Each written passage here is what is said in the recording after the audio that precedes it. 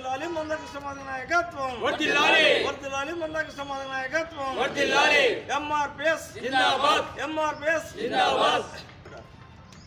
Supreme court chief justice గవాయిపై జరిగిన దాడిని వెంటనే ఖండించాలి. సుప్రీంకోర్టు జడ్జి గవాయిపై జరిగిన దాడిని వెంటనే ఖండించాలి.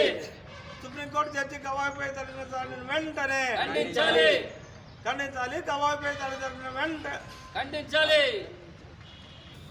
అక్టోబర్ 7వ తారీఖున సుప్రీంకోర్టు జడ్జి చీఫ్ జస్టిస్ అన్నటువంటి బిఆర్ గవాయ్ గారి పైన అక్కడే ఉన్నటువంటి లాయర్ కిషోర్ గారు దాడి చేయడం చాలా హేయము, అమానుషము.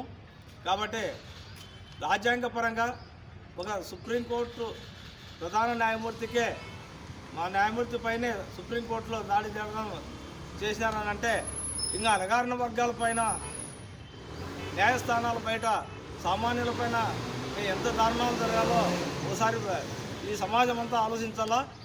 మరి ఈ విషయాన్ని చట్టం పరిధిలోనే కాకోకుండా దీనిపైన బలమైన ఒత్తిడి తేవాలనే ఉద్దేశంతో మానశ్రీ మందకృష్ణ మాదిగ గారు ఈ యొక్క అంశాన్ని భుజాన వేసుకొని 2 తెలుగు రాష్ట్రాలలో ప్రతి ఒక్క మండల స్థాయిలోనూ జిల్లా స్థాయిలోనూ ఆందోళన కార్యక్రమాలు చేపట్టారు. ఇప్పుడు ఫైనల్గా అమరావతి అనుకున్నారు.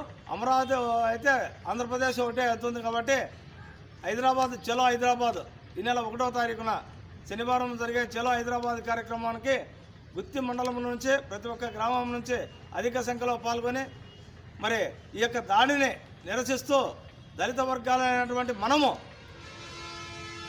మందకృష్ణ మాదిగ గారి నాయకత్వంలో బలంగా మనం ఆ వాయిస్ వినిపించి మరి ఇటువంటి ప్రభుత్వ ఉద్యోగులైనటువంటి ప్రధాన న్యాయమూర్తి పైన దాడి జరిగిన వారిని కఠినంగా శిక్షించాలని చెప్పేసి మన యొక్క నిరసన కార్యక్రమం జరుగుతుంది. మరి ఆ ర్యాలీ సభకు ప్రతి ఒక్కరూ స్పందించి వెంటనే అందరూ ప్రతి ఒక్కరూ హైదరాబాద్ చేరుకొని సభను విజయవంతం చేయాలని చెప్పేసి కోరుకుంటున్నాం. వర్ధిల్లాలి పద్మశ్రీ మందకృష్ణ గారి నాయకత్వం, వర్ధిల్లాలి పద్మశ్రీ మందకృష్ణ గారి నాయకత్వం, వర్ధిల్లాలి పద్మశ్రీ మందకృష్ణ గారి నాయకత్వం.